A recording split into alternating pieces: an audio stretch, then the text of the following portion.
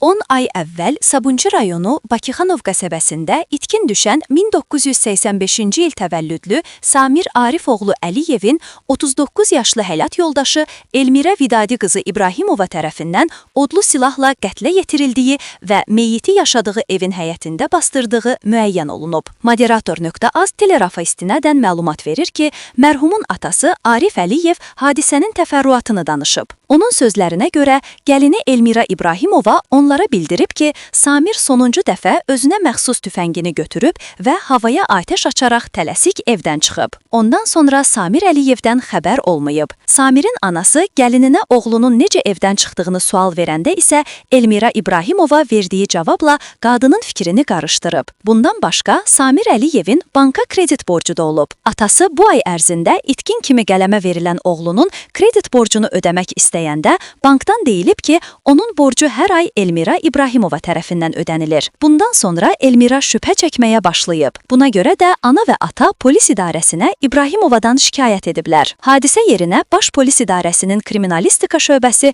və Sabunçu rayon prokurorluğunun əməkdaşları cəlb olunublar. Meyyət evin həyətindən torpağın altından selofan torbaya bükülmüş vəziyyətdə aşkarlanıb. Yaxınları deyiblər ki, İbrahimova Samirin meyyitinin üzərinə gül əkirmiş, ancaq həmin gül 3 gün ərzində quruyub. Bundan başqa, meyyit bastırılan əraziyə giriş qadağandır nişanı da yerləşdirib. Samirin əmisi deyib ki, hadisə baş verəndə onların kiçik qızı evdə olub. Əlavə edək ki, cütlüyün birgə nikahdan 3 qız övladı var.